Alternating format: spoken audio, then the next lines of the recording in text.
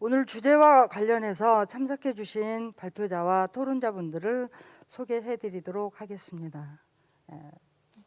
먼저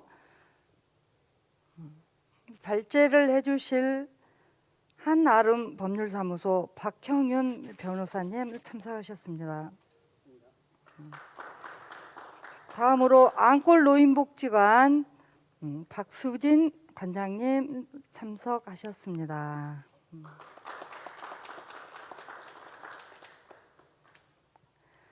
다음 전북 서부 노인보 전문기관 김천호 관장님 참석하셨습니다. 다음 군산대학교 사회복지학과 엄기욱 교수님 참석하셨습니다. 이번 회의 진행 방식에 대해서 간단하게 말씀드리겠습니다.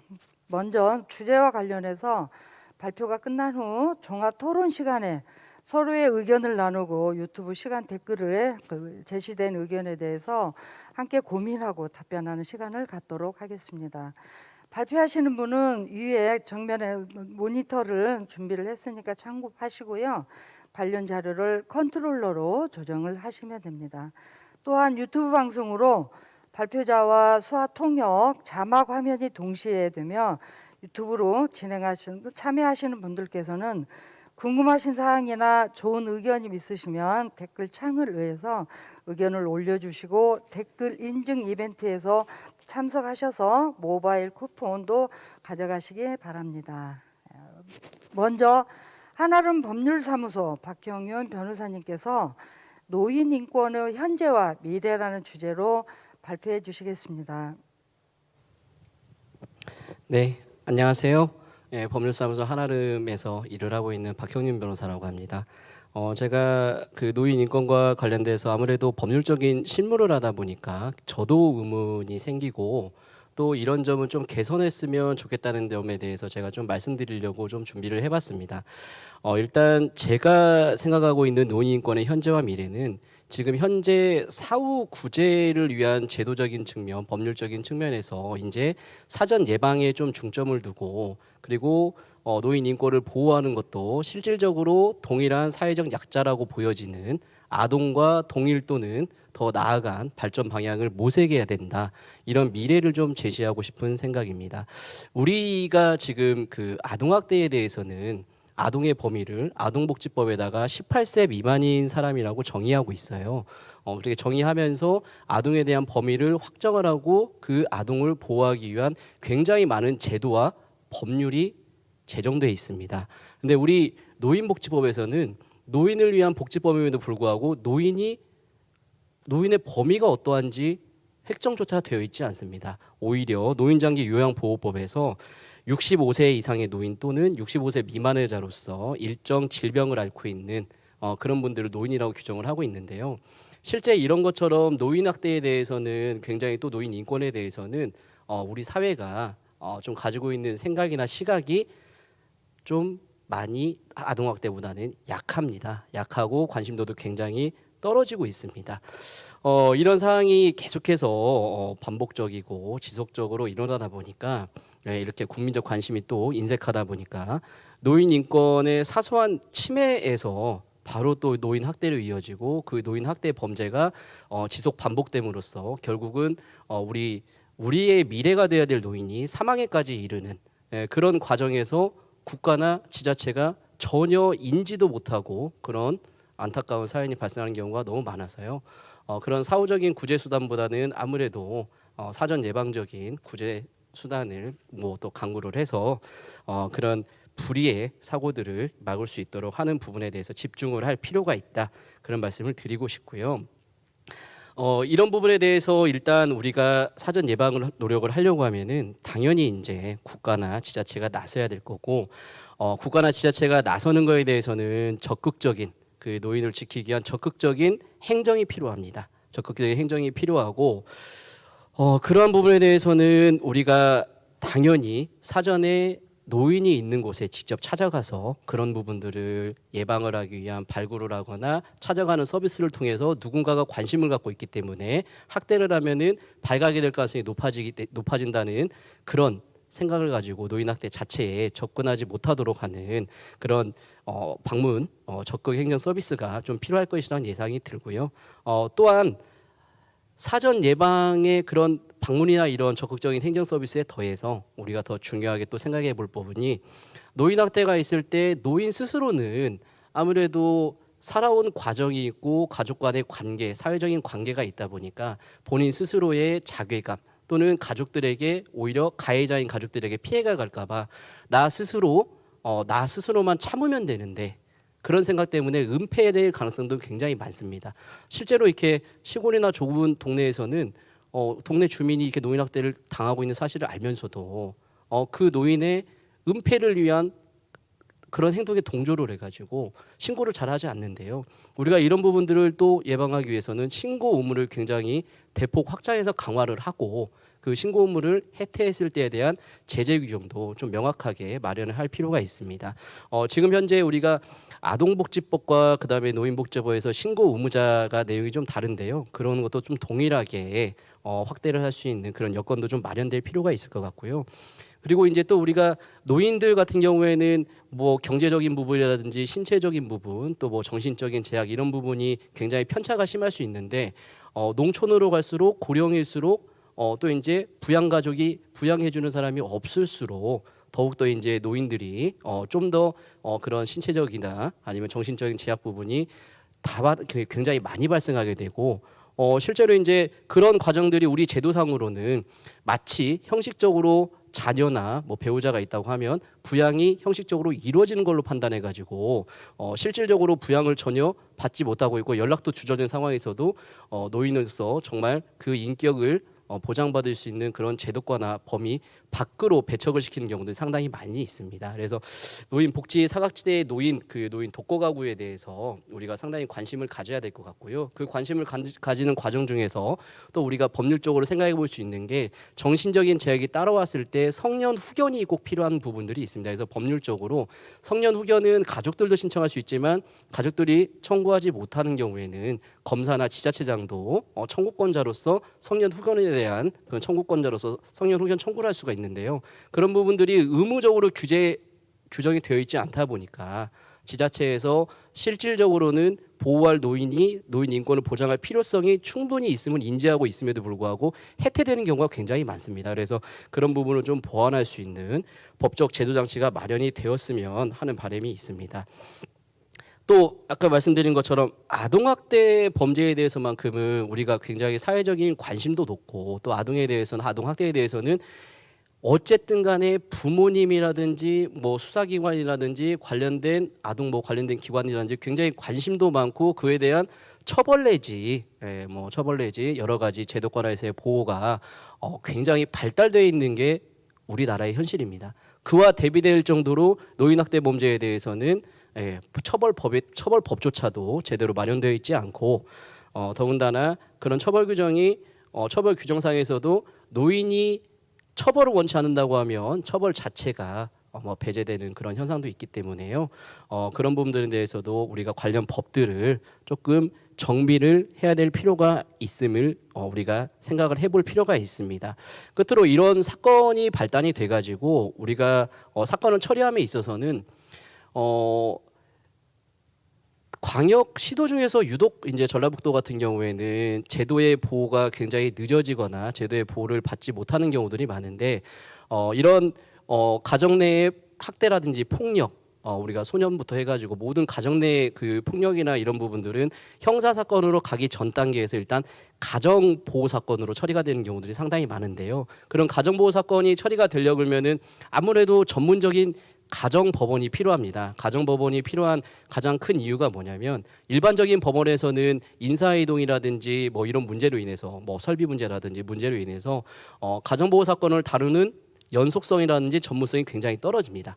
네, 가정법원이 설치가 되면 전문적이고 연속적인 서비스를 받을 수 있고 또 전문 심리위원이나 이런 분들의 굉장히 고도화된 가사 서비스를 받을 수 있기 때문에 우리가 어떤 학대라든지 인권 침해가 발생했을 때 이거를 보호하거나 사후적으로 처리할 수 있는 굉장히 전문화된 그런 형태의 사법 서비스가 제공될 수가 있어서 그런 가정법원의 설치와 또 가정법원에서 가정보호 사건과 형사사건으로 통합해서 처리할 수 있는 통합 가정법원의 설치가 꼭 필요하다고 생각이 됩니다.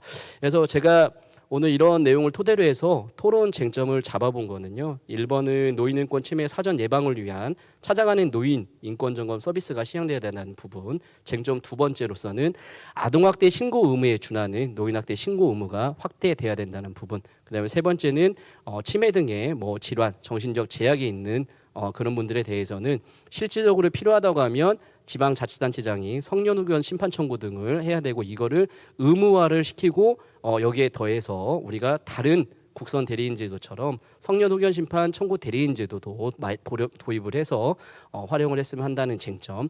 그리고 네 번째로는 아동학대 범죄 후 처벌대응하는 특례법과 같이 노인 학대에 대해서도 특례법을 마련을 하고 노인 학대의 은폐 가능성 내지 인적 사회적 네트워크 상으로 꼭 처벌을 원치 않을 경우에 그냥 방치될 가능성이 있기 때문에 그런 처벌을 면할 수 있는 반의사불벌죄 이런 부분도 폐지가 함께 돼야 된다는 쟁점. 마지막으로 이제 통합가정법원 설치를 통해서 사후 발생된 사고에 대해서도 정확하게 또 전문화된 사법 서비스가 제공돼야 되는 쟁점으로 5가지를 나눠봤습니다. 그래서 이에 대해서 하나하나 쟁점별로 제가 발표 내용을 설명드리도록 하겠습니다. 먼저 이제 노인인권 침해 사전 예방을 위한 정기적으로 찾아가는 노인인권 지킴 서비스 시행이 필요하다는 부분입니다. 우리 소위 노노 학대라고 부르는데요. 제가 우스갯소리로 그 예전에 이상영 선생님께서 그 농담하는 그걸 봤는데 여러 연령대별로 그 아내에게 어떤 행동을 했더니 어떤 반응이 나왔다 그게 있는데 90대이신 분이 자고 있는데 아내분이 오셔서 그랬답니다. 화를 내시면서 때리시면서 왜 친구들 다 산에 가서 자고 있는데 집에서 자고 있냐고. 이게 농담이 아닙니다. 진짜 농담이 아니고요. 우리가 사회적으로 가장 많이 발생하는 학대 사례가 뭐냐면 노노 학대. 고령의 배우자가 고령의 배우자를 학대하거나 고령의 자녀가 고령의 부모를 학대하는 경우가 굉장히 많습니다. 이게 제가 통계 자료를 보더라도 굉장히 높은 비율을 차지하고 있고요. 실제로 가정 내 가족 간 학대 유형이 노인 학대 사례의 주가 되고 있는데 학대 발생 장소 중 가정 내 발생 비율이 2021년도 기준으로 88%입니다. 거의 대부분이 가정 내에서 발생하고 있다는 겁니다. 그리고 학대 행위자에서 학대 피해 노인과의 관계 중에서 가족 간에 발생하는 게 전체의 68%에 달합니다.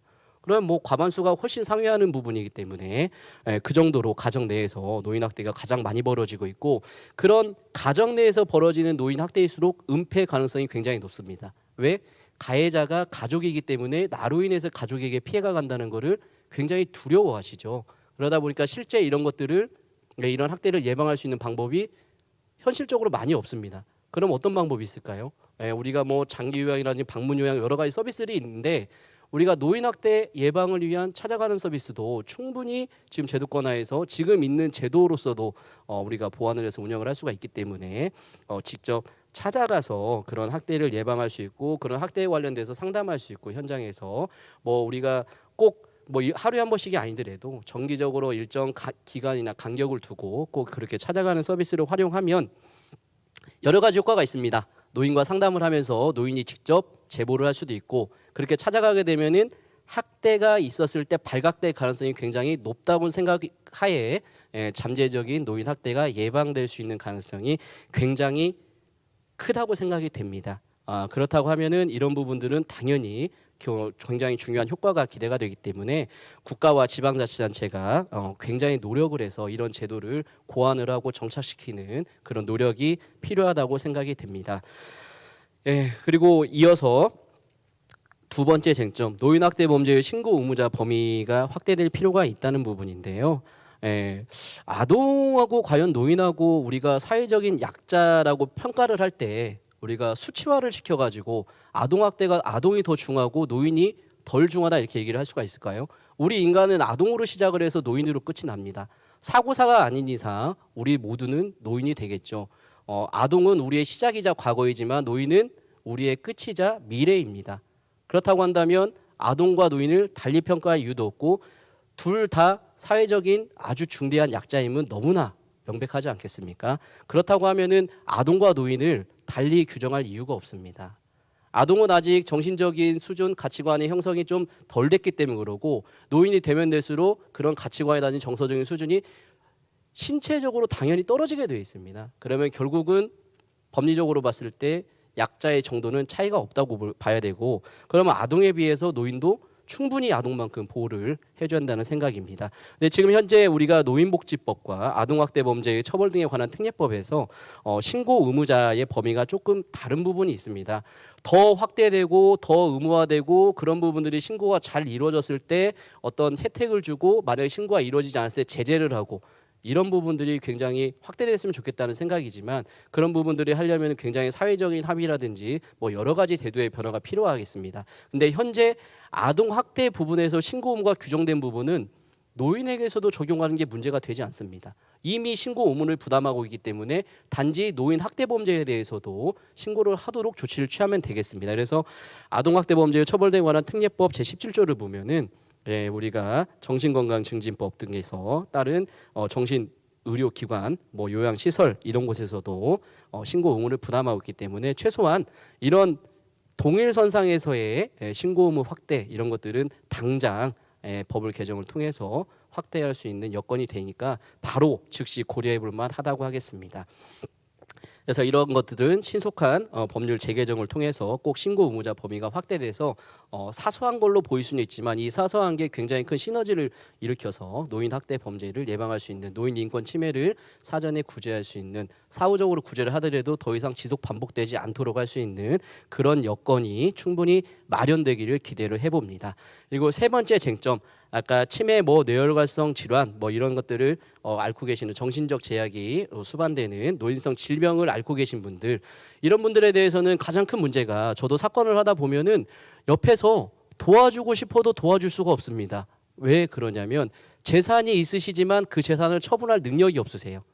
다른 사람들이 처분해 줄 수가 있을까요? 가족이 있지만 가족하고 연락이 두절되면 어떻게 할까요?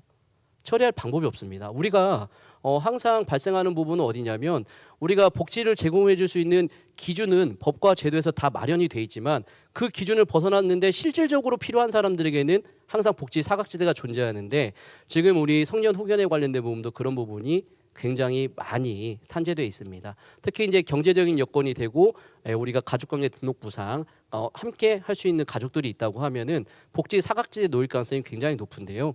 그런 부분들은 행정에서 충분히 현장 방문을 통해서 확인이 가능하고 그런 확인을 했을 때 그 필요성 여부 또한 행정의 업무의 일환으로서 행정 작용으로서 충분히 처리할 수가 있고 실제 현재도 민법에서 규정하고 있기를 그렇게 정신적 질환이나 정신적 제약이 있는 사람들에 대한 성년 후견인 심판 청구권자로서 지자체 장이 규정이 돼 있습니다. 근데 지자체 장이 규정이 돼 있음에도 불구하고 이게 실제로 제도화되고 이게 청구로서 이어지는 경우는 굉장히 드뭅니다. 특히 유독 전라북도가 굉장히 많이 이제 그런 청구되는 사례가 적은데요. 그런 이유는 관심도가 가장 첫 번째 이유가 될 것이고 두 번째는 아무래도 경제적인 예산 문제가 될 것인데 이런 부분들은 우리가 지금 의무화돼 있지 않기 때문에 이런 거를 핑계로 해서 실제 청구가 이어지지 않고 있는데요. 지금 현재는 청구권자에 대해서 의무 규정이 없지만 이 부분을 개정을 해서 지자체 장애에 한해서라도 의무를 부과를 하고 그에 대한 예산을 꼭 편성하도록 법제도화를 만들어서 복지 사각지대가 해소될 수 있는 그런 계기가 되기를 기대를 해봅니다. 그리고 이런 부분에 대해서는요. 이미 우리 지금 행정심판이라든지 여러 행정제도에서 국선 대리인 제도가 마련돼 있거든요. 그런 국선 대리인 제도를 좀 더 확대하면 지방자치단체장을 대리를 하는 국선 대리인을 통해서 충분하게 법률적으로 소송 절차를 이행할 수가 있을 것입니다. 그 예산마저도 국선 대리인에 관련된 예산으로 편성하면 크게 부담되지 않는 선에서 아마 법률적인 제도권에서 운영이 충분히 이루어질 수가 있을 것입니다. 그래서 실질적으로 이제 지방자치단체에서도 이렇게 성년 후견인이 필요한 정신적 제약이 있는 노인분들에 대해서 크게 관심을 가져줬으면 하는 바람이고요. 그 관심이 제도와 법률의 재개정으로 이어져서 빠른 시일 내에 복지 사각지대가 노인분들에 맞춰지도록 균형 있는 복지가 되도록 변경이 되었으면 합니다. 다음으로 이제 네 번째 쟁점인데요. 노인학대 범죄 처벌 등에 관한 특례법 제정. 반의사 불벌죄 내지 친고죄 관련 폐지 등을 말씀을 드리겠습니다. 우리 사회에서 현실적으로 이런 거 많이 보실 겁니다. 점점 사회가 굉장히 인명화돼 가고 있지만 아직도 노인분들이 모여서 지내는 그런 세상에서는 서로 간에 대화가 필요하고 그 대화 속에서 어떻게 보면은 의견이 일치하지 않고 서로 분쟁이 생겼을 때 굉장히 여러 뭐 모욕적인 말이라든지 이런 것도 포함이 되고 그런 걸 통해서 또 여러 사회관계가 굉장히 적절치 않게 형성되는 경우들이 많이 있는데요. 그런 과정에서 이제 노인 학대라든지 또 가족 간의 뭐 정서적 학대부터 해서 신체적 학대 뭐 그런 걸 통해서 인권 침해, 사소한 인권 침해가 이런 노인 학대 범죄로 이어져 가지고 굉장히 큰 피해로 지속적 반복적으로 나타나는 경우가 많이 있습니다.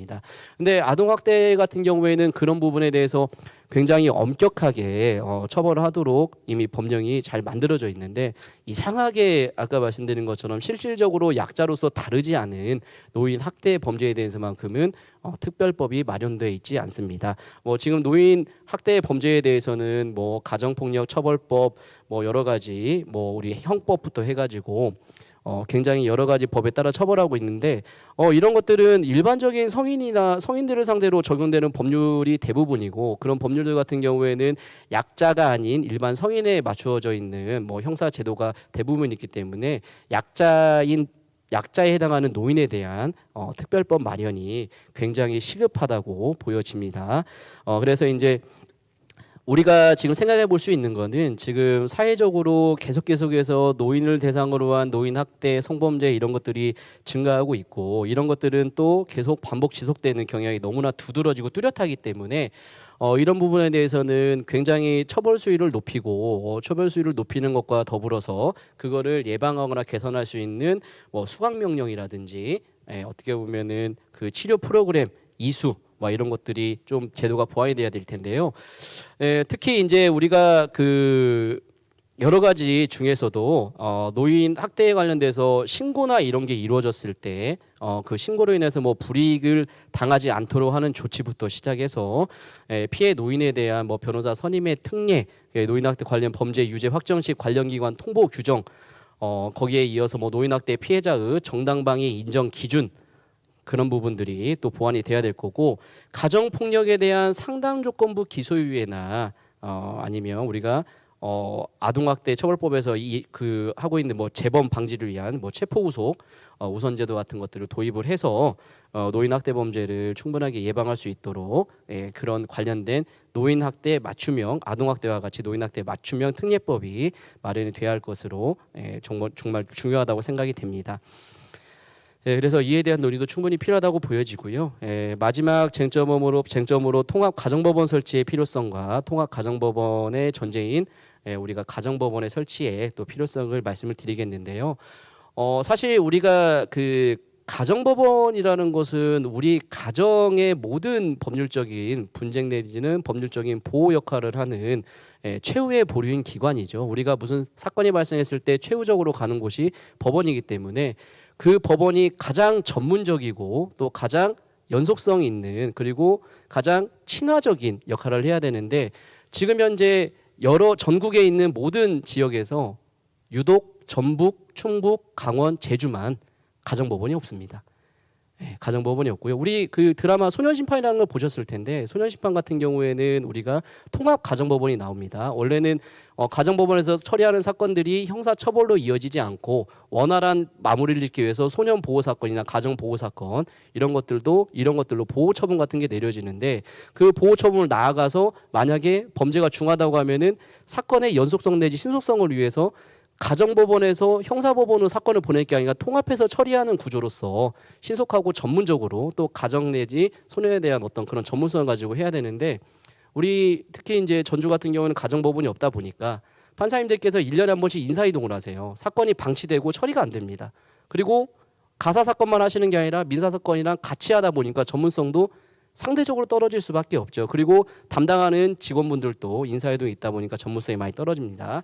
그런 부분들을 고려해서 가정법원이 설치되고 지금 현재 지금 현재 정권의 또 공약사항이 하나인 통합 가정법원까지 이어져서 판사님들께서 최소한 3년 이상을 근무를 하면서 사건의 연속성과 또 그 가사 사건만의 전문성을 꼭 담보가 되는 재판부가 구성이 되고 그로써 우리 사후 구제인 노인들에 대한 구제도 충분하게 이루어질 수 있도록 통합 가정 법원까지의 설치가 꼭 필요하다고 보여집니다. 그래서 이런 노인 인권과 노인 인권 침해에서 발달된 노인 학대 범죄를 예방하기 위해서 이런 5가지에 대해서 꼭 노력이 필요하다는 말씀을 드리겠습니다. 이상입니다. 우리 그 변호사님께서 노인 인권하고 관련된 거에 관심을 많이 가지고 계시다 보니까요. 굉장히 중요한 부분에 대해서 현장에서 우리가 일을 할 때도 당연히 필요한 부분들이고요. 그래서 굉장히 소중한 말씀 많이 해주셨는데 제가 생각할 때는 노인 인권 어떤 그 학대든 이런 거가 발생을 했을 때 사전 예방을 위한 어떤 것들하고 발생을 했을 때 사후 구제 관련을 이런 것들에 대한 균형을 이룬다는 거가 노인 인권 보호에 있어서 꼭 필요한 사항이라는 걸 다시 한번 느끼게 되었습니다. 박경윤 변호사님 수고하셨습니다. 예. 다음 안골 노인복지관 박수진 관장님께서요. 노인 인권 실태 기반 복지 서비스 실천이라는 주제로 말씀해 주시겠습니다. 네, 반갑습니다. 방금 소개받은 안골 노인복지관의 박수진입니다. 코로나19로 우리가 일상이 멈춰진 것처럼 보여졌지만 사실 실상은 현장을 중심으로 그 이전보다도 몇 배나 아주 분주하게 움직였고요. 그래서 완전하지는 않지만 온전한 대응을 통해서 오늘을 맞이할 수 있었던 것 같습니다. 그런 측면에서 해마다 인권 포럼을 진행을 해 오셨는데요.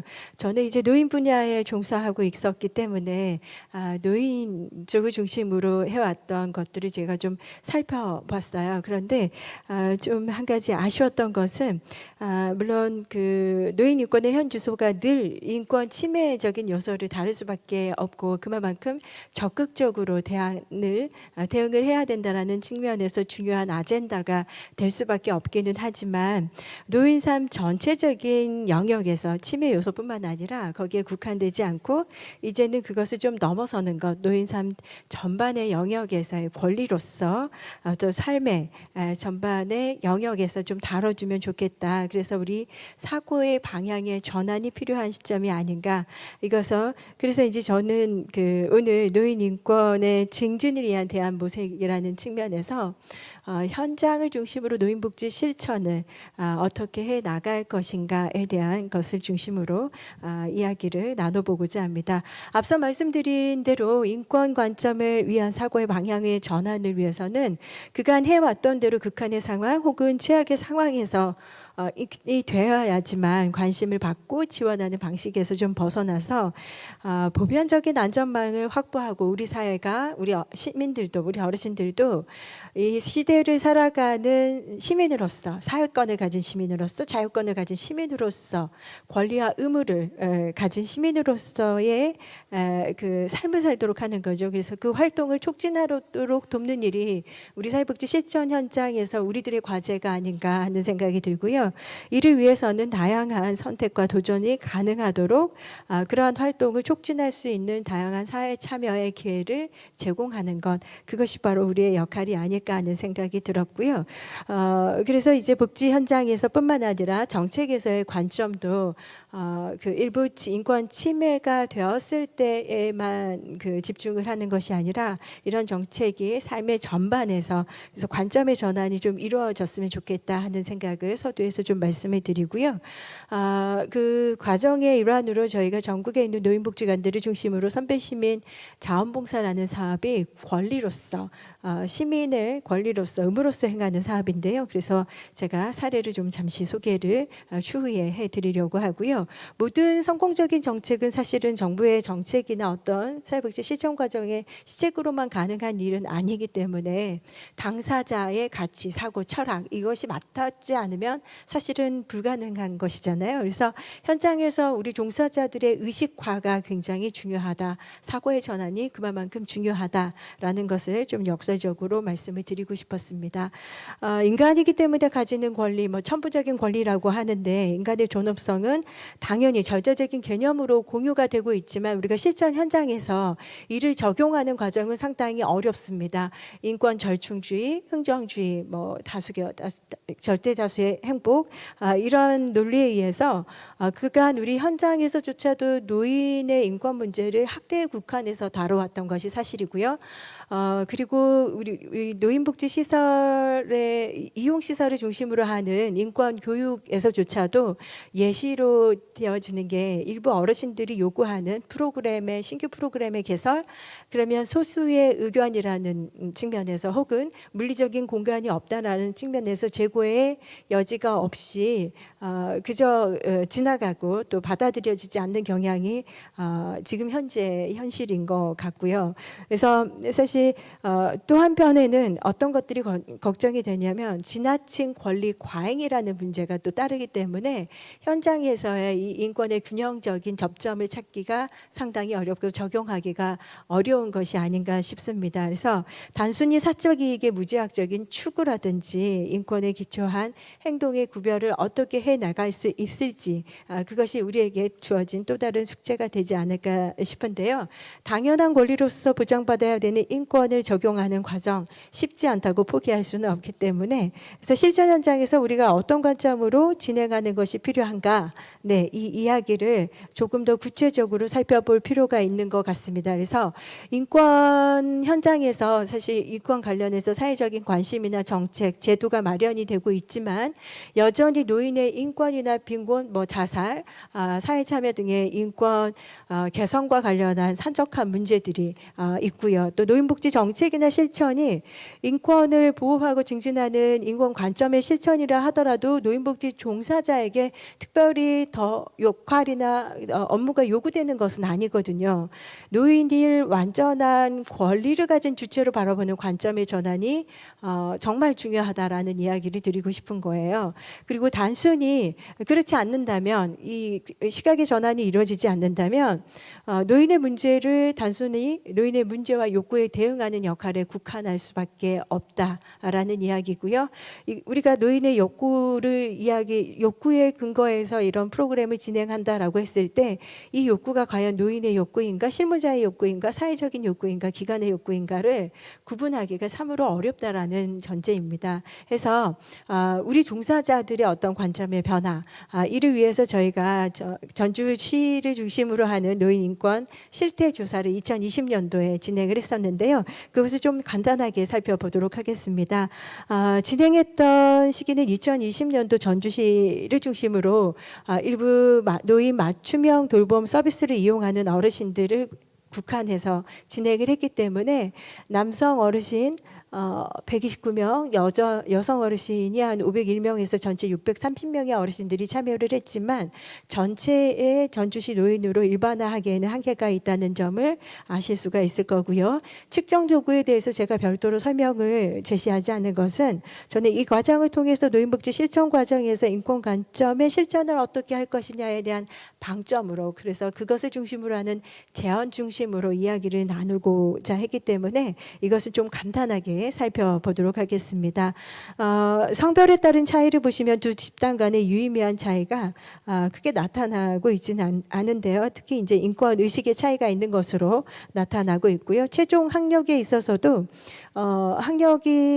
최종 학력에 있어서도 학력이 높을수록 사회 참여 분야에서 평균값이 대학교 이상이 가장 높았고 집단 간 차이가 있는 것으로 나타나고 있는 것을 알 수가 있죠. 경제 상태에 대해서도 마찬가지입니다. 사회 참여와 자아 존중감 또 인권 의식에 있어서 경제 상태가 나쁘거나 보통이거나 하는 것보다 좋을수록 집단 간의 유의미한 차이가 나타났고 가장 평균값이 높았다라고 보여지고 있고요.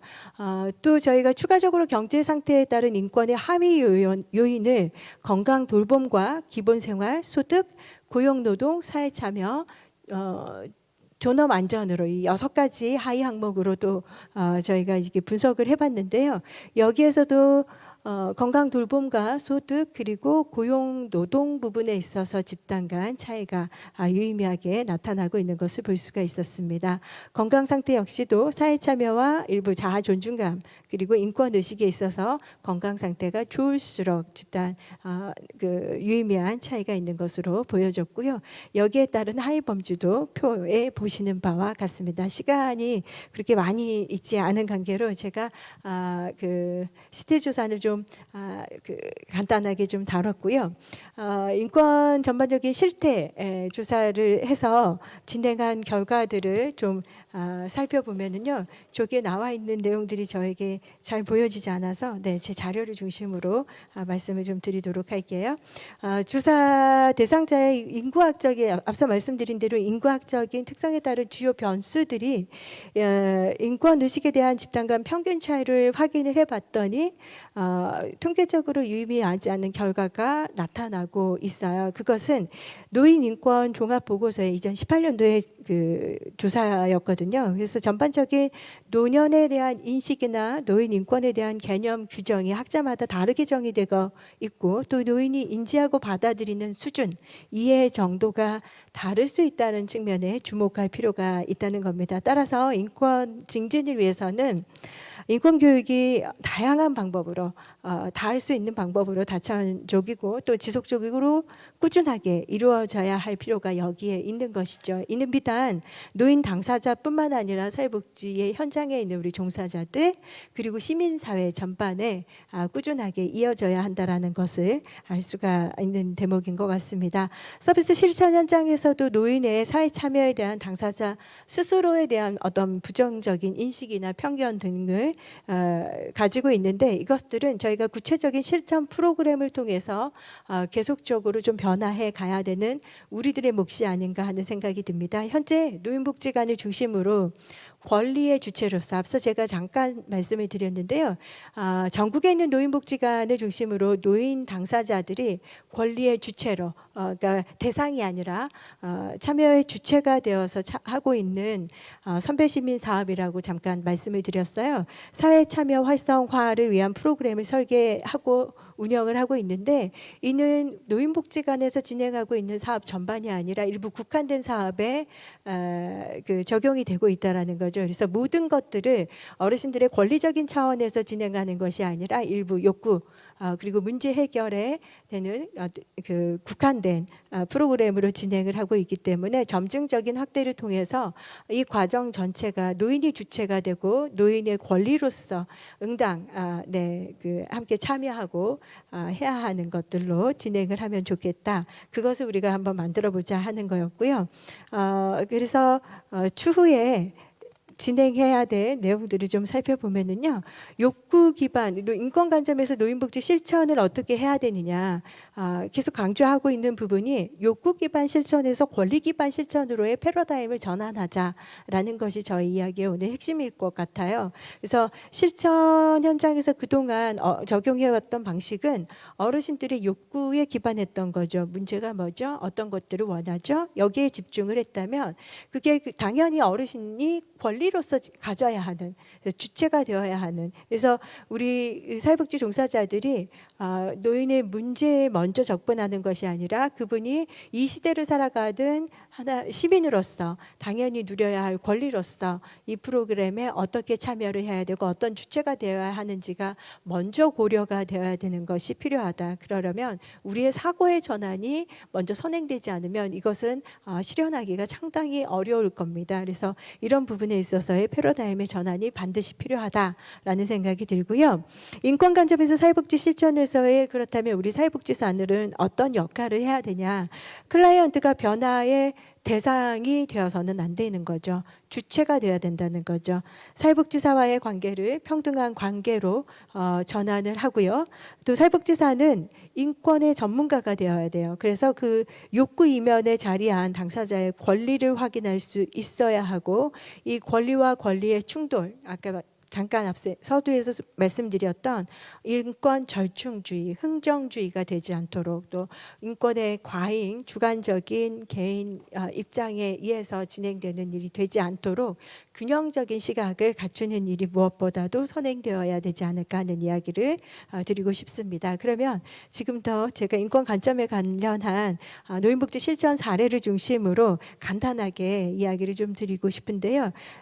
전국에서 하고 있는 이 선배 시민 사업은 말씀드린 대로 선배 시민이라는, 그러니까 여기에서 선배 시민은 앞서 산 사람이잖아요. 그리고 시민, 이 시대를 살아가는 시민. 그래서 선배 시민의 용어에서 여러분들이 주목해야 될 것은 바로 시민이라는 겁니다. 권리와 의무를 지닌 시민인 거죠. 그래서 자각하고 학습하고 참여를, 주체적인 참여를 통해서 자기 목소리로 공동체에 참여하고 돌봄의 대상이 아닌 돌봄의 주체가 되는 활동을 의미하는 것이에요.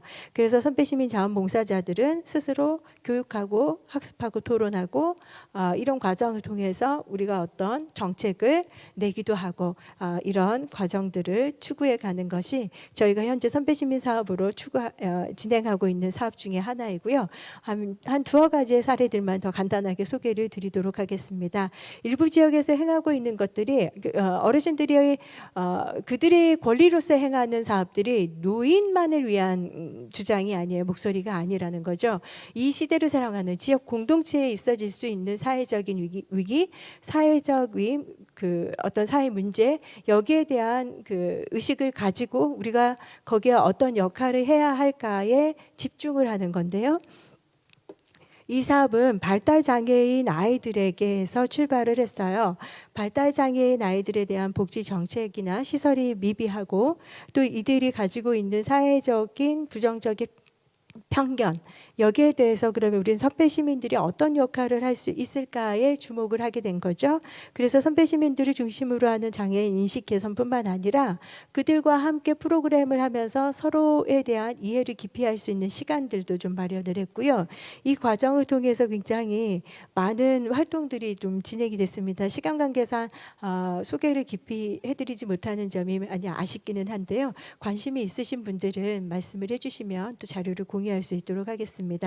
또 하나는 요즘에 문해력의 문제, 여러분들이 알고 있을 거예요. 문해력은 글을 판독할 수 있는 능력이 없는 것이 아니라 글을 읽지만, 1분이 남았다고 하네요. 글을 읽지만 이해할 수 있는 이해력이 떨어지는 건데요. 이 역시도 그냥 넘어가도록 하겠습니다. 그래서 이어지는 사례들은 여러분들이 자료를 통해서 좀 정리를 해주시고 마지막 제언 부분으로 제가 넘어가도록 할게요. 소개가 다 되어지지 못하는 점이 굉장히 많이 아쉬운데요. 지금 세계 전화 마지막 제언 부분은 앞서 이제 말씀드렸던 전주시의 실태 조사의 결과에 따라서 저희가 여러 한계들을 보지 않았습니까? 통계적으로 집단 간의 차이가 유효하지 않는다는 것, 여러 가지 이런 결과들, 정량 평가 외에 정성 평가들을 통해서 노인의 특이성을 고려해서 인권 교육을 좀 진행을 할 수 있으면 좋겠다. 실천 현장 중심의 노력이 집중이 되어서 궁극적으로는 당사자의 참여, 자기 실현적인 참여죠. 그간 해왔던 것이 어떤 자선형의 활동이었다면 이제 권리형 중심의 참여로 당당히 시민으로서의 참여가 이루어져야 함이 물론이지 않을까 하는 이야기를 드리고 싶은 거고요. 사회복지 관점의 사회복지 실천은 반드시 이행해야 되는 규정이나 지침이 있는 것이 아니거든요. 이건 방향입니다. 이 방향은 우리가 법으로 만들어내는 것도 한계가 분명히 있을 것이기 때문에 현장을 중심으로 이러한 포럼 과정이나 이걸 통해서 깊이 있는 앞으로도 이어지는 이런 논의의 장이 꾸준하게 이어졌으면 좋겠다는 생각입니다. 시민의 권리 자각은 사실 스웨덴의 사민주의가 그랬듯이 모두의 이식이 되려면 긴 시간과 노력이 필요하거든요.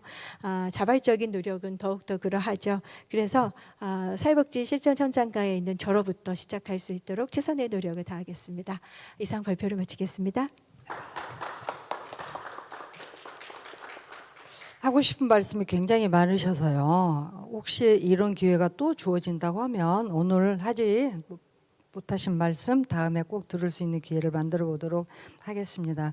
관장님께서 어떤 인권, 어르신들의 인권하고 현장에서 사회복지 실천하고 관계, 굉장히 중요한 부분이거든요. 그래서 실전 사례를 예를 들어가면서 쭉 말씀해 주셨고요. 더구나 우리 그 전주시에 거주하시는 어르신들을 대상으로 실태 조사를 했는데 거기에서는 성별이나 보호 구분, 경제 상태, 건강 상태에 따라서 인권 의식이 긍정적이든 부정적이든 의미가 있는 영향을 미치고 있는 걸로 나타난 걸로 확인이 됐더라고요. 그래서 그 결과를 가지고 우리가 인권 의식 증진을 위해서 교육이 필요할 거라고 이런 결론을 내릴 수가 있고요.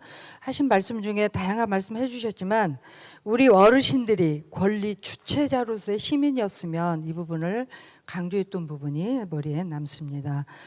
안골노인복지관의 박수진 관장님 수고하셨습니다. 다음은 전북 서부 노인보 전문기관의 김천호 관장님께서 노인 학대 현황과 예방을 위한 제언으로 말씀해 주시겠습니다. 네, 반갑습니다. 전북 서부노인보호 전문기관 김초노 관장입니다. 앞서 박형윤 변호사님하고 박수진 관장님께서요, 노인 인권이나 또 노인 학대에 대해서 법률적인 부분, 또 포괄적인 측면에 대해서 자세히 말씀해 주셨는데요. 저는 노인보호 실천 현장에서 최일선에서 근무하는 사람으로서 구체적인 어떤 전북 노인 학대 현황과 예방을 위한 제언에 대해서 좀 살펴볼 생각입니다.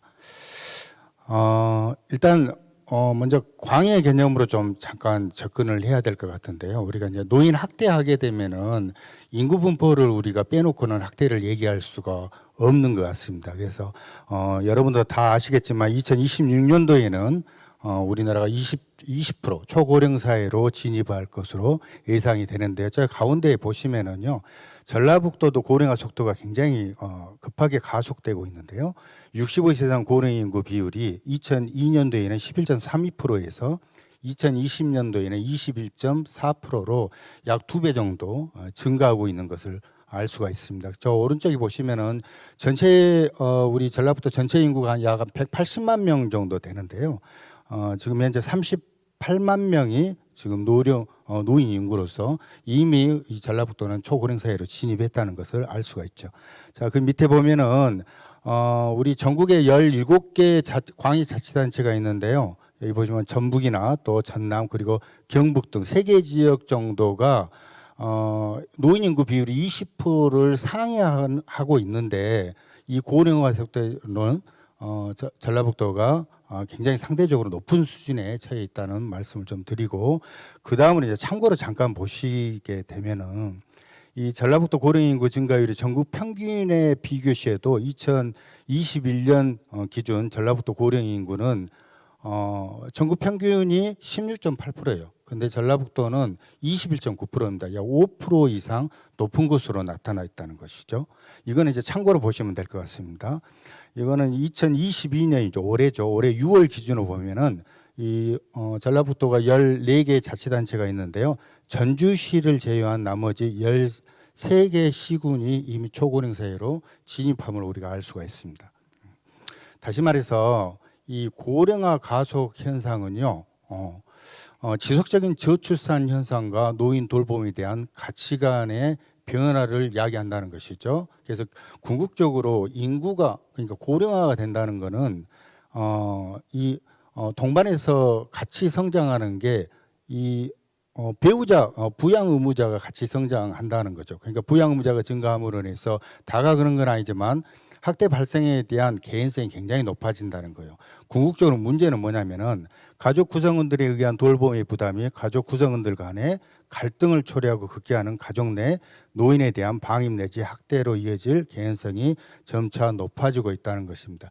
실제로 2021년도 노인학대 현황 보고서에 보면은 2017년도에는 학대로 판정된 케이스가 4,621건이에요. 근데 2021년에는 이게 6,774건입니다. 그래서 특이한 거는 이게 꾸준히 계속 증가하고 있다는 것입니다. 그래서 노인학대는 피해노인에게 깊은 어떤 상흔을 남길 뿐만 아니라 인간의 존엄성과 인권, 다양한 가치, 철학에 경중을 울리는 우리 모두의 삶의 화두가 되고 있다. 굉장히 중요한 상황에 놓여 있다. 그래서 누구든지 살아가면서 누군가의 학대를 직간접적으로 수없이 듣고 보는 경험을 하지만요, 그 피해자나 또 가해자가 나일 수 있다는 생각은 쉽게 하지 못하고 살아가는 경험을 우리가 보이고 있습니다. 그렇기 때문에 노인학대가 발생하기 전에 또 발생이 되었다면 어떤 방법으로 지원하고 반복되지 않도록 어떤 장애 요인을 없애야 하는지에 대해서 우리가 구체적인 방안이 필요한 시점에 와 있다고 봅니다. 그래서 이제 이런 과정 속에서 국가가 이제 노력하는 것들이 있습니다. 2018년도에는요 노인복지시설 종사자 인권교육을 강화하기 시작했습니다. 그래서 노인복지시설 종사자들은 법적으로 의무교육을 받아야 되지요. 또 2019년도에는 노인학대 신고 의무자 직군을 확대를 했고요. 지금 노인학대 신고 의무자 직군이 16개 직군에서 지금 올해 19개 직군으로 지금 대폭 늘어났습니다. 또 대국민 인식 개선 캠페인이라든지 또 지역 노인 보호 전문 기관을 일부 확충을 했죠. 2016년도에는 29개소였는데요. 지금 2022년에는 37개소로 다소 확보는 됐습니다. 전라북도는 아직은 2개 기관이 운영을 하고 있는데요. 앞으로 이제 점차적으로 더 확충될 필요성을 갖고 있습니다. 그래서 이제 그다음에 이제 사후 관리 측면에서도 여러 가지 전담 인력 배치라든지 이런 것들 추진해서 확대를 하는데 이제 예산이 중간에 끊어진 바람에 이게 이제 또 연속성을 보장하지 않는 이런 부분들이 있다는 것이죠. 그래서 이제 본 발제에서는 이와 같은 기존 논의에 주목하고 노인학대에 대한 구체적인 현황에 대해서 전라북도 노인학대 현황을 정기하고 후기로 좀 나눠봤습니다. 정기는 2016년, 2017년, 2018년, 후기는 2019년, 2020년, 2021년으로 나눠서 좀 분석해서 노인학대 예방에 대한 실천적 방법을 좀 모색하고자 합니다. 자, 이거는 전라북도 노인학대 현황입니다. 왼쪽에 보시면은 전국의 현황이고 오른쪽에 보시면은 우리 전라북도 현황인데요. 전국 전체 연도별 신고 건수, 이제 신고 건수입니다. 신고 건수를 보면은 2017년도에는 13,309건이에요. 근데 2021년도에는 19,391건입니다. 약 45% 정도 증가한 수치를 보이고 있다는 것이죠. 그동안 5년 동안. 전북에는 2017년도에 610건인데 2021년에 876건이요. 이것도 약 43% 증가해서 전국 평균하고 비슷한 양상을 전라북도도 현재 보이고 있습니다. 그다음에 이제 우리가 이제 신고가 들어오면은 이제 자체 사례 판정을 통해서 또는 사례 판정위원회를 통해서 우리가 학대로 판정을 하는데요. 학대 판정에 대한 부분들을 보면은 2017년도에는 전국 평균입니다. 4,622건인데요. 2021년은 6,774건으로 약 46% 정도 증가했습니다. 우리 전라북도는 2017년도에 236건인데요. 2021년도에 320건으로 약 35% 정도 증가한 부분을 우리가 확인할 수 있습니다. 다음으로 이제 학대 유형입니다. 노인학대 유형. 우리가 이제 통상 노인학대 유형은 신체적 학대, 정서적 학대, 성적, 경제적 방임, 자기 방임, 유기해가지고 총 7가지 유형을 우리가 알 수 있는데요. 대표적으로 전국 통계도 마찬가지고 전라북도도 마찬가지고 정서적 학대가 1순위에 달하고 있습니다. 그래서 정기 후기 이렇게 해가지고 약 한 27% 증가하고 있는데요. 정서적 학대는 이 굉장히 케이스 자체가 굉장히 높은 수치를 보이고 있습니다. 근데 이제 신체적 학대는 뭐냐면은 정서적 학대와 좀 다르게 신체적 학대는 약 36% 정도 전라북도가 지금 현재 증가하고 있는데요. 이 증가율로 보면은 신체적 학대가 정서적 학대보다 훨씬 우위에 점하고 있다는 것이죠. 그 오른쪽에 보시면 경제적 학대입니다. 경제적 학대는 전기 6.4%에서 후기 2.9%인데요. 사실은 떨어졌죠. 전라북도는 경제적 학대 신고율이 또 학대로 판정된 게 떨어져 있는데 왜 제가 저걸 좀 넣어놨냐면요. 전국적인 추세가 지금 경제적 학대가 증가하고 있는 추세입니다. 다시 말해서 그 의미는 지금 배부모 세대들이 지금 노인 세대로 이미 편입이 됐죠. 이 배부모 세대들은 잘 아시겠지만 경제적 능력이 있는 세대들입니다. 그러다 보니까 경제적 학대가 조금씩 증가하고 있는데 이건 이제 이 우리 전라북도도 방어적 차원에 대해서 어떤 대응 체계를 우리가 좀 가지고 있어야 되지 않겠느냐 이런 관점에서 경제적 학대를 한번 참고 사항으로 한번 넣어놨습니다. 자, 그다음에 이제 우리가 노인학대 발생 장소를 잠깐 보면. 다들 아까 변호사님께도 잠깐 말씀하셨지만 가정 내 사례가 월등하죠. 근데 이제 이 중에서 이제 생활 시설인데요. 전후기로 좀 나눠 보면은 이 생활 시설의 학대, 그러니까 시설학대죠. 시설학대가 전기에는 11건인데 후기에는 42건이요.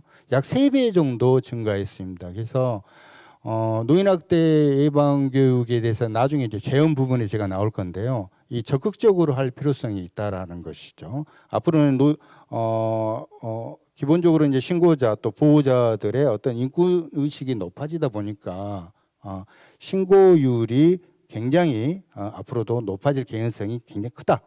이렇게 보고 있습니다.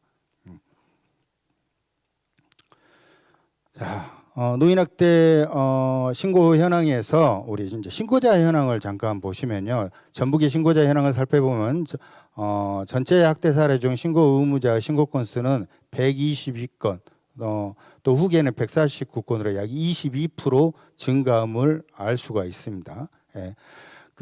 여기서 이제 좀 특이할 만한 사항은 피해 노인 본인에 의한 신고가 우리 전라북도에서 굉장히 증가하고 있다는 거예요. 약 21% 정도 전후기 따져보면 21% 정도 증가하고 있는데 이건 이제 우리 어르신들의 어떤 인식이 예전과는 좀 많이 다르다. 물론 이제 가정에 의한 학대이기 때문에 가정학대가 제일 많기 때문에 이 가정에 의한 학대로 이 어르신들 좀 창피하고 좀 감추려고 하는 그런 속성들이 있는데요. 요즘은 이제 그런 거에서 좀 탈피한 부분들이 탈피하려고 애를 쓰는 어르신들이 많이 계시는 것 같다라고 추측이 되어집니다. 그리고 전북의 노인학대 신고자에 대해 전후기를 비교해 보았을 때 특별히 또 타인에 의한 신고율이 약 85% 정도 굉장히 많이 증가를 했습니다. 그러니까 전라북도 도민들이 이런 노인학대에 대한 인식이 점차적으로 개선되고 있다는 반증일 것으로 저는 보고 있습니다. 그래서 이제 성별을 보면 아무래도 이제 피해 노인 성별은 여성분이 훨씬 많죠. 예. 그다음에 학대 행위자로 보시면은 지금 현재 남성분이 훨씬 많다. 간단하게 좀 보시면 될 것 같습니다.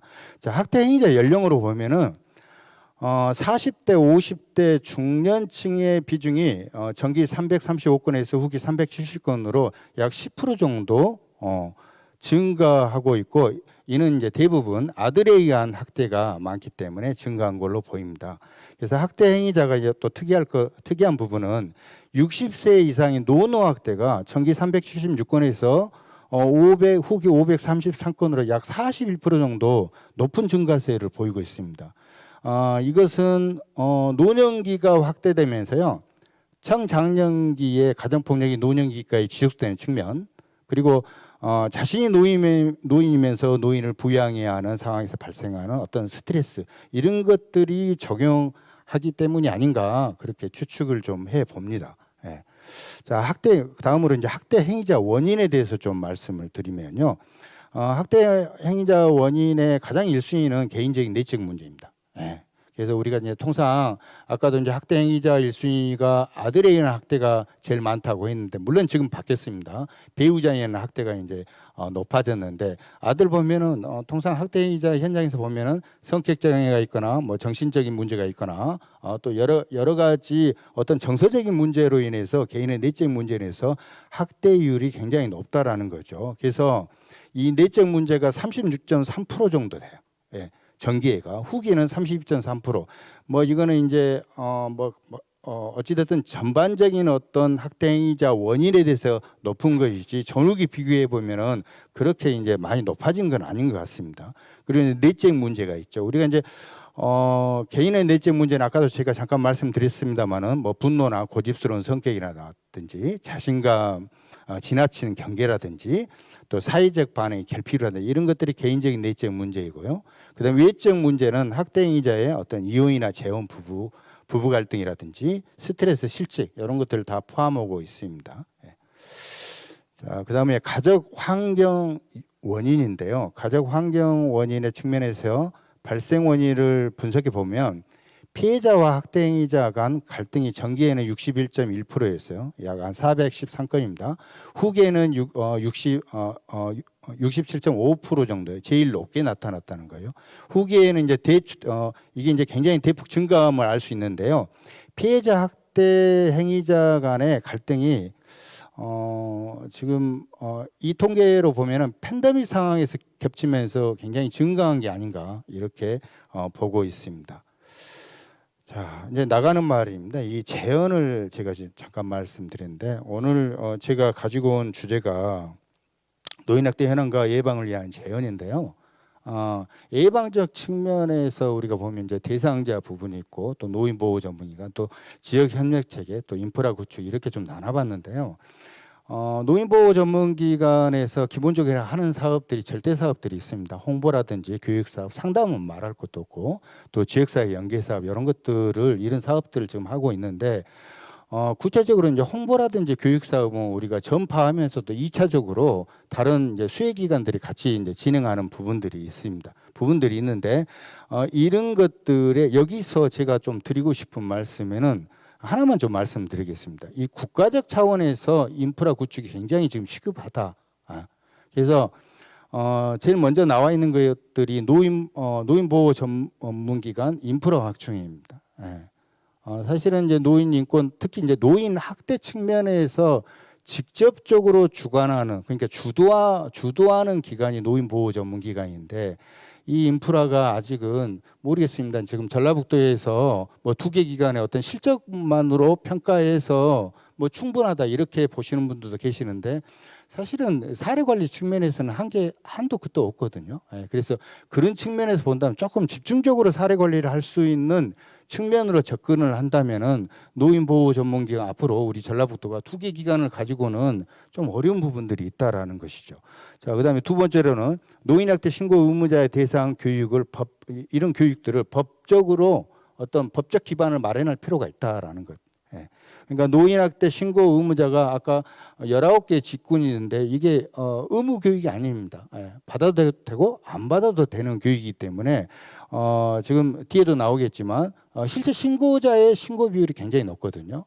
신고자의 신고 비율이 높다라는 거는 그만큼 피해 어르신이나 학대자한테 서비스가 그만큼 많이 제공된다는 반증이거든요. 그래서 이런 부분들은 앞으로 제도할 필요가 있다라고 생각이 되집니다. 그다음에 노인복지시설 내 학대 예방을 위한 모니터링 체계를 좀 강화할 필요가 있다.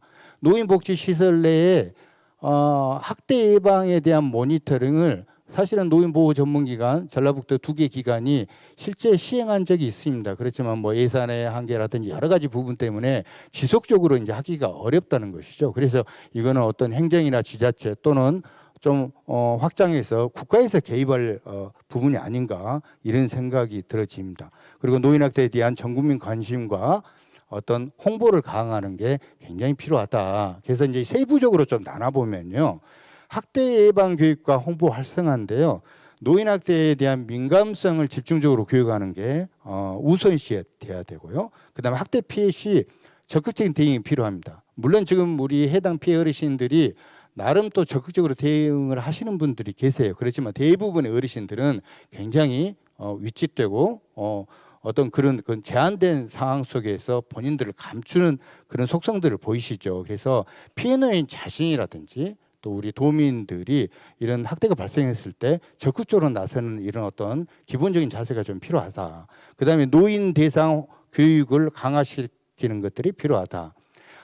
여기 옆에 표를 좀 보시게 되면요. 아까도 제가 잠깐 말씀드렸습니다만은 지금 노인 보호 전문기관이 생긴 이래 학대자 1순위가 아들이었거든요. 근데 최근에 배우자로 바뀌었습니다. 1순위가.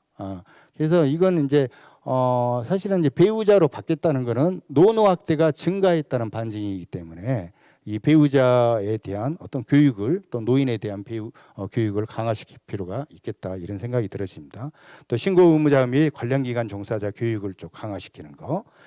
아까도 신고 의무자 신고가 굉장히 계속 활발하게 움직이고 있고 관련 기관 종사자 신고도 굉장히 높게 신고가 되고 있다. 그런 측면에서 점차적으로 교육을 강화시키는 게 필요하다는 것이죠. 그다음에 이제 노인복지시설 종사자 교육 강화인데요. 노인복지시설 종사자에 의한 학대가 전기에는 14건밖에 아니었는데요. 후기에는 52건으로 약 271%, 약 3배 정도 증가하고 있죠. 그래서 이제 참고로 이제 저희 전북 서부권역에서는 시설학대 신고가 작년도에 20건이 신고가 됐는데 올해 반기에 21건이 신고가 됐어요. 약 2배 정도 신고가 된 거죠. 시설학대 이제 신고가 되는 건 이건 굉장히 위중한 상황입니다. 사실 시설 입장에서는. 그래서 이 교육을 강화를 시켜야 되는데 실제 이제 전라북도에서 익산이 이렇게 교육을 시킵니다. 익산은 우리가 노인학대 예방 교육도 인권교육은 이제 전체로 하는데요. 노인학대 예방 교육 같은 경우는요, 시설장, 중간관리자, 또 요양보호사 이걸 좀 구분해서 시킨다는 것이죠. 그러니까 실제 노인학대 예방 교육을 하는데 이게 이제 지휘과를 막론하고 다 이렇게 한다는 것들이 이게 강사가 할 수 있는 게 사실은 얘기할 수 있는 게 제한적이라는 것이죠. 그래서 시설장에 대해서는 노인학대가 발생하게 되면 어떠한 행정처분을 받느냐, 이런 부분들도 아주 좀 편하게 말씀을 드릴 수가 있는 부분들이에요. 근데 이제 요양보호사가 같이 교육을 받게 되면 그 부분이 좀 어려운 부분들이 있습니다. 어찌됐든 별도로 좀 이렇게 시행하는 부분들이 필요하다. 자, 그다음에 두 번째로 행위자 대상 사업을 좀 강화할 필요가 있다. 그래서 우리가 이제 학대 행위자를 봤을 때 우리가 사회복지 측면에서 이 학대 행위자가 또 다른 클라이언트냐 아니면은 처벌의 대상이냐 이걸 좀 구분할 필요가 있다라는 것이죠. 예. 자, 그래서 1분 남았는데요. 예. 간략하게 좀 끝내도록 하겠습니다. 예. 그래서 이제 처벌의 대상은 지금 우리가 2021년 6월 30일 날 전년도였죠. 전년도에 학대행위자에 대한 상담이나 교육 또 심리적 치료 등을 받아야 된다라고 법에 이렇게 명시가 되어 있습니다. 그게 만약에 받지 않게 되면은 이거 300만 원의 과태료에 처하게 됐다 이렇게 이제 명시를 했는데 과연 이게 정답일 것이냐? 물론 아까 변호사님께서 특별법도 이제 말씀하셨는데요. 그거는 이제 종합적인 어떤 법률을 제정한다 이렇게 보는 시각인 것 같습니다. 그렇지만 이제 저희 현장에서는 이게 또 다른 클라이언트로 가는 것이 적절하다. 이렇게 보는 것이죠. 예. 자, 노인보호점 마지막으로 가장 최선의 노인학대 예방책은 노인복지와 사회보장 강화다. 저는 이제 그렇게 보는 것이죠. 그러니까 여기 이제 가족 부양 의식을 잠깐 보시면 1998년도에는요 89.9%예요. 가족 부양 의식이. 그러니까 보통 자녀들이 내 부모님의 부양의 책임이 나한테 있다라고 인식을 했는데 2016년도에는요 30%로 뚝 떨어져 있습니다. 그러니까 실제 어떤 조사에서 보면은 전체 성인 남녀 대상으로 조사를 했는데요, 약 한 44%가요 가족 부양의 책임, 내 부모 부양에 대한 책임이 국가하고 사이한테 있다라고 응답한 비율이 약 한 44% 정도 돼요. 예. 이제 이게 놀라운 어떤 사회 변화죠. 그렇기 때문에 결국 이제 노인학대의 문제가 이미 이 가정의 문제를 벗어났다라는 것이죠. 예, 그래서 이거는 노인학대 문제는 노인복지를 노인보호 전문기관의 힘으로 할 수 없다. 지역사회 연계하고 각 지역사회에 있는 노인복지기관들하고 또 행정에서는 또 국가에서는 사회보장을 강화하는 길밖에 없다. 예, 이렇게 인지를 하고 또 이렇게 생각을 하고 있습니다. 마무리하도록 하겠습니다. 감사합니다. 네, 우리 김천호 관장님께서 현장에서의 어떤 이런 부분 지금 고생을 많이 하고 계시는데요. 우리 꼭 필요했던 이런 부분들인데요.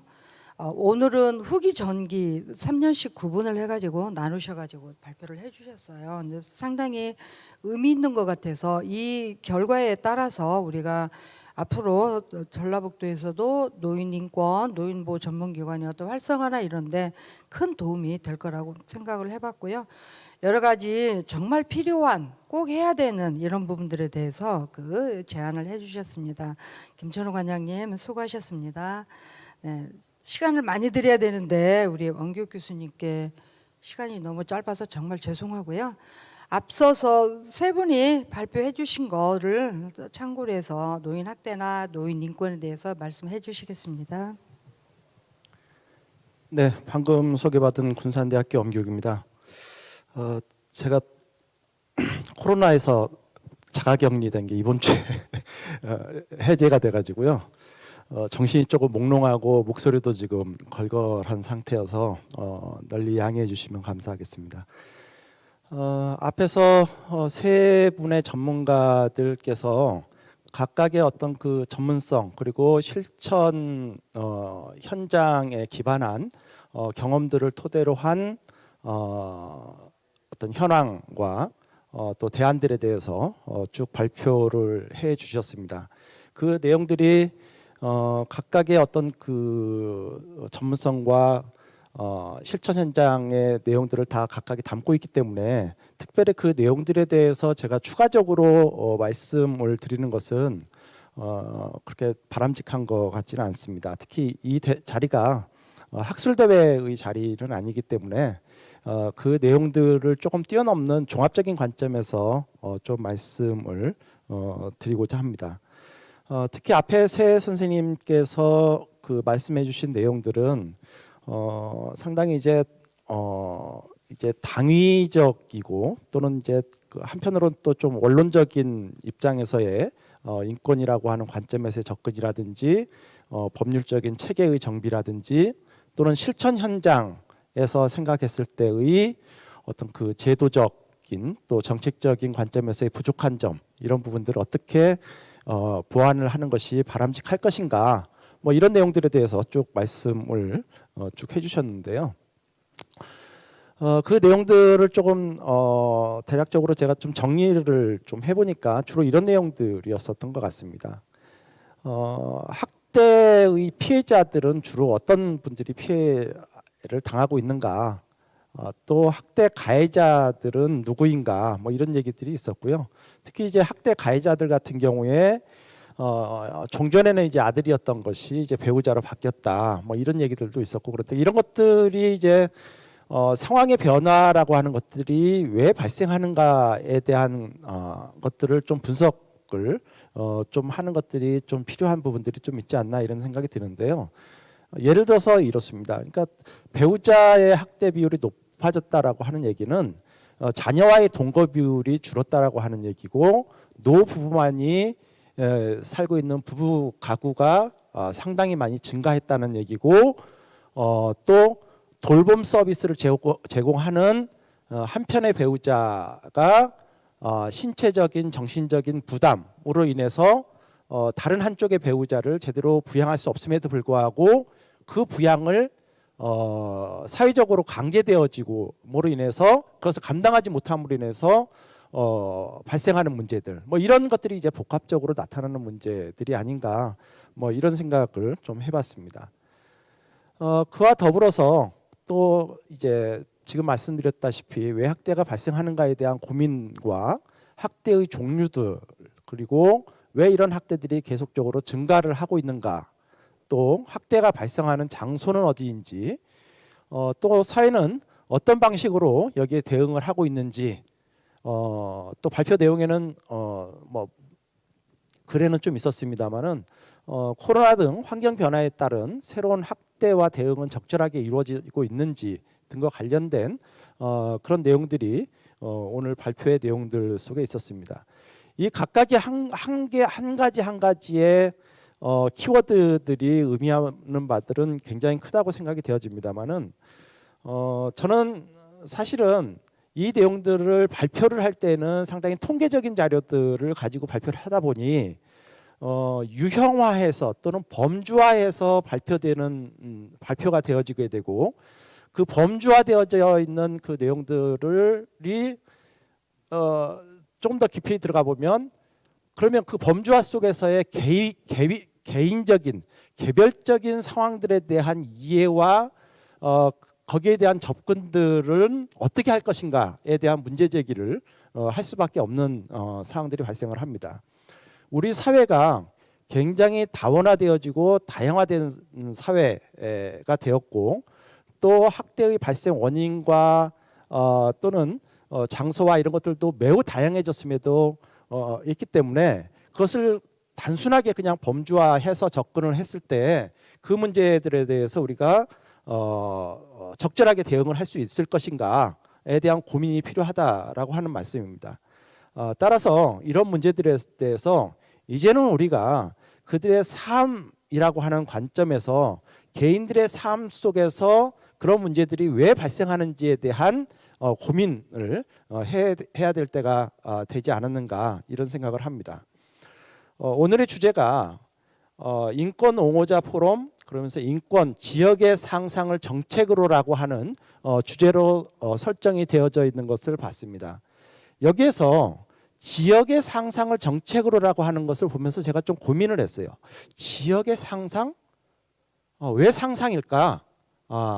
결국은 지역에서부터 그 문제를 해결하기 할 수 있는 대안을 거기서부터 찾는 것이 필요하다라고 하는 관점에서 이렇게 설정을 한 것이 아닌가 이런 생각을 했는데요. 이것을 또 조금 더 나가 보면은 지역에서 살고 있는 노인들의 삶이라고 하는 관점에서 삶을 들여다보고 이것을 그 속에서 정책을 만들어내기 위한 노력을 해 나가는 것이 더 필요한 부분이 될 수 있는 부분도 있지 않았는가, 뭐 이런 생각도 좀 해봤습니다. 그러면서 저는 사실 노인 학대는 가해자와 피해자라고 하는 이분법적인 논리로서의 접근을 하는 것은 적절하지 않다고 생각하는 사람입니다. 왜냐하면 가해자도 피해자일 수 있기 때문에 그렇습니다. 앞에서도 말씀을 해주셨지만은 학대가 발생하는 장소가 가정 내에서도 가족에 의해서 이루어지는 학대가 거의 대부분을 차지하고 있습니다. 그러면 가정 내에서 그 가족들이 자기의 가족을 학대하고 싶은 사람이 있나요? 원인을 들여다보면 아까 그것을 개인의 책임으로 돌리자라고 하는 관점에서의 주장들은 개인의 성격적인 문제로 귀결시키는 그런 내용들도 많이 있습니다.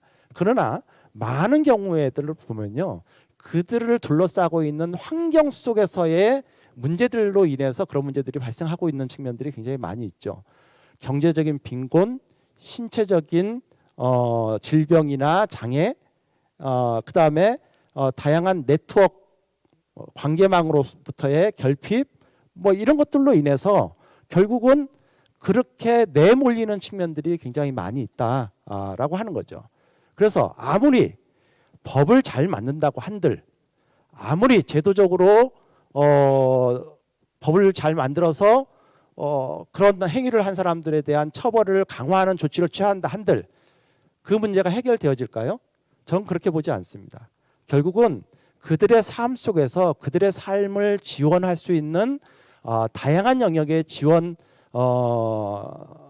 뭐 대책들, 프로그램들 뭐 이런 것들이 적절하게 만들어졌을 때 그 문제가 해결되어질 수 있다고 보는 것이죠. 예를 들어서 말씀드리면 시설 내의 학대 그러면 주로 우리가 떠오르는 사람이 있을 겁니다. 요양보호사에 의해서 시설의 어르신들이 학대를 당하고 있는 모습들이 가끔 뉴스에 나옵니다. 그러면 그 요양보호사가 왜 그 노인을 학대했을까요? 요양보호사가 성질이 포악해서요? 그들이 인격적으로 잘못되어 있는 사람들이기 때문에요. 그런 측면도 전혀 배제할 수는 없지만 그들에게 주어져 있는 근무 환경이라고 하는 것이 24시간 근무 체제에서 일을 한다거나 또는 열악한 급여 체계 속에서 일을 하거나 제대로 된 교육을 받을 수 있는 기회가 제한되어져 있거나 또 어떤 특정한 상황 속에서 그 어떤 동료들이 어떤 어려움이 있었을 때 그 어려움을 서로 도와가면서 돌봄 서비스를 제공할 수 있는 체계를 제공하지 않았기 때문이거나 등등 이런 문제들이 복합적으로 연결되어져 있는 고리 속에서 그런 문제들이 발생을 하는 것이거든요. 그런 문제들은 결국은 체계를 통해서 그런 문제들을 해결해 나가기 위한 노력들을 해 나가는 것들이 매우 필요한 것이 아닌가 뭐 이런 생각을 합니다. 제가 그 이후에 드리고자 하는 내용들은 지금 말씀드린 내용들을 종합적으로 지금 표에 나와 있는 문서에 나와 있는 내용들을 말씀을 드린 것인데요. 이것을 크게 나눠서 보면은 결국은 노인 학대, 노인 인권을 고도화시키기 위해서는 결국은 첫 번째로는 개인에 대한 지원을 어떻게 할 것인가와 관련된 관점에서의 접근을 하는 것. 그다음에 두 번째로는 주부양자 또는 가족 관점에서 그들을 어떻게 지원을 할 것인가와 관련된 부분들. 세 번째로는 지역 차원에서의 지원과 사회적 관계망을 어떻게 구축할 것인가와 관련된 고민들을 해 나가는 것들이 굉장히 필요하다라고 하는 겁니다. 전라북도에도 예를 들면 노인보호 전문기관이 2개밖에 없다 이렇게 말씀을 앞에서 해주셨습니다. 그런데 그 2개 기관이 아무리 노력한들 그 문제가 해결되어질까요? 지자체의 역할과 지역사회의 역할이라고 하는 것이 매우 중요하고 이웃의 노력이라고 하는 것들이 매우 중요합니다. 이번에도 수원 세모녀 자살 사건이 있었습니다마는 그 세모녀 자살 사건을 공적 전달 체계를 통해서 아무리 노력한다고 해서 그 문제가 해결되어질 수 있었을까요? 전 그렇게 보지 않습니다. 그 문제는 지역 단위에서 이웃 간의 관계 속에서 그 문제를 어떻게 접근하고 그들이 같이 그것들이 작동되어질 수 있는 체계를 만들 것인가 하는 관점에서 접근하지 않으면 공동의 노력을 통해서 이 문제를 해결하기 위한 노력을 하지 않으면 이 문제는 해결되어지지 않는다 이렇게 보는 겁니다. 마지막으로는 이 모든 것들을 아우르는 종합적인 관점에서의 접근을 해나가는 것들이 필요하고 우리 모두가 한 사람 한 사람에 대한 권리의식을 강화시키기 위한 노력 또는 치매 노인에 대한 올바른 이해, 돌봄 기술에 대한 보급이라든지 또 사회복지 제도들, 노인 장기요양보험 제도들 뭐 이런 제도들을 더욱더 잘 꼼꼼하게 만들어 나가기 위한 노력들을 해 나가는 것들이 필요하죠. 뿐만 아니라 대응 매뉴얼 같은 경우도 매뉴얼 한 개 가지고 되는 것이 아니라 다원화된 사회 속에서 다차원화된 사회 속에서 이런 것들이 적용되어질 수 있는 다양한 매뉴얼들이 만들어져서 그런 것들이 활용되어질 수 있는 되어질 필요가 있다고 생각되어집니다.